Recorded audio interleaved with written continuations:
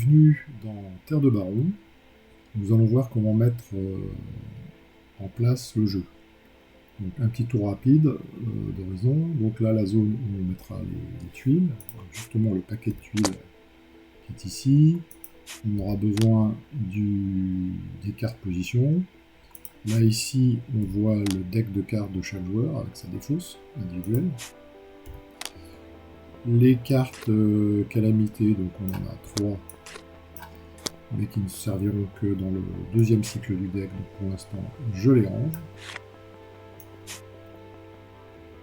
Voilà.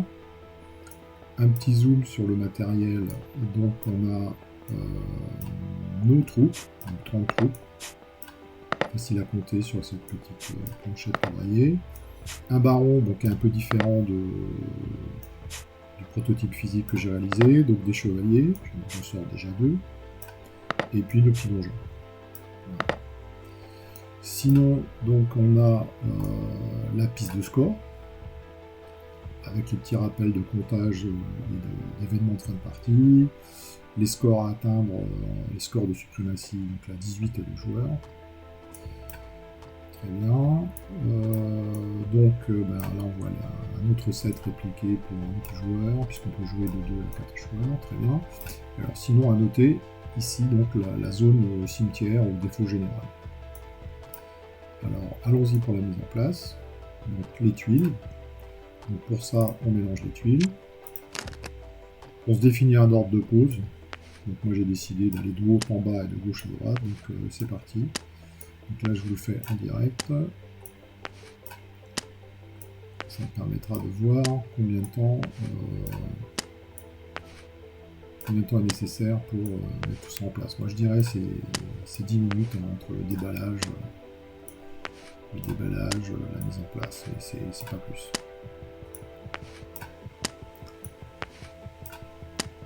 Alors dans ce genre de jeu, donc le terrain change à chaque partie. Les concentrations, eh bien, concentration, je veux dire les surconcentrations ou sous-concentrations, bah, ça fait partie du jeu, des situations qu'il faut savoir gérer, donc adapter sa stratégie.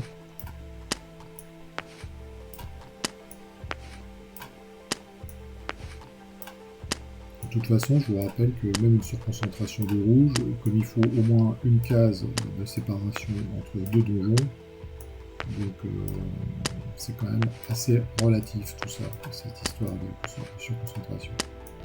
Voilà, bon, on a toutes les tuiles. Donc maintenant ce qu'on doit faire, c'est positionner 4 montagnes. Donc justement, je ne sais plus si j'ai mélangé, c'est à ça que sert le paquet de position, donc je le mélange. Voilà. Je tire 4 positions pour les tuiles de montagne. Voilà, c'est parti. Alors, G est tout là-haut, donc je retourne G. Hop, J est ici.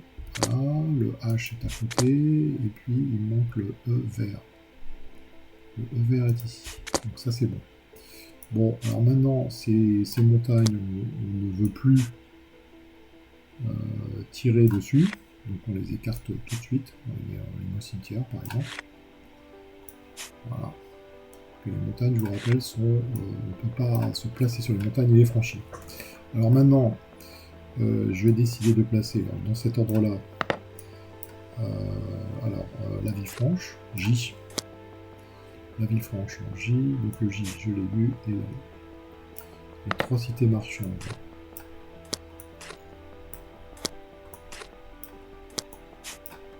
Alors voilà, A, voilà une. J, à côté, dommage. Et D, un D rouge, il est là-bas. Oups. Voilà. Très bien. Donc voilà pour les éléments de terrain. Alors maintenant, on doit positionner les seigneurs. Donc je les place dans l'ordre pour éviter tout. c'est baron plus chevalier, et je vais dire que c'est les bleus qui vont jouer contre les verts. Donc je vais les positionner dans cet endroit-là. Voilà. Bon, j'aurais pu tirer avec le paquet renversé, mais là c'est plus simple. Donc B, donc c'est ici. Le F, voilà. Le D,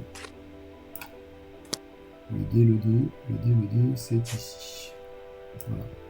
Donc ça, c'était pour un premier joueur. Maintenant, le dernier joueur. Donc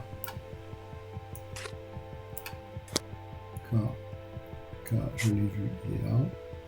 Très bien. Là, G, tirer. Ça fait G est ici. Puis enfin, le C. Le C, ça je l'ai vu. Voilà.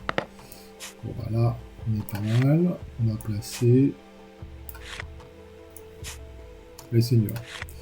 Alors, pour déterminer le premier joueur, on donne une carte position à chacun des joueurs. Donc, un à gauche, une tuile à gauche, enfin une carte à gauche, une carte à droite. Et c'est le plus petit rang de position qui sera le premier joueur. Donc, le premier critère, c'est les blasons. Donc, l'aigle est moins fort, on voit ça sur les points. L'aigle est moins fort que le lion, qui lui vaut 4. Donc c'est l'aigle qui sera le premier joueur, donc le joueur de droite. En contrepartie, le joueur de gauche choisit sa couleur. Et si on a deux aigles, bah, c'est les lettres qui servent à déterminer. Donc on a dit, c'est le joueur de gauche qui choisit sa couleur, et le joueur de droite qui sera le premier joueur. Voilà. Alors, donc là, moi je suis Luca, donc c'est moi qui choisis ma couleur. Donc, pour pas compliquer la vie pour cette présentation, je dis que je choisis les bleus. Mais si j'avais choisi les verts, eh bien, j'aurais pris un siège, le siège vert, là, dans Tabletopia. Donc ça, on range, on retourne, et on mélange une dernière fois. Et ça servira au moment des calamités. Alors maintenant, il reste à prendre sa première main. Donc pour ça, il faut prendre 6 cartes. Alors je prends 6 cartes. J'en ai combien là? J'en ai 5. La dernière, 6. Alors je peux les regarder. Hein. Recruter. Déplacer seigneur. Construire donjon. Déplacer seigneur. Encore. Recruter trop. Alors, si je ne suis pas content avec mes cartes, et avant d'avoir joué, je peux les faire un mulligan gratuit, c'est-à-dire tout défausser. Donc, je vais le faire là.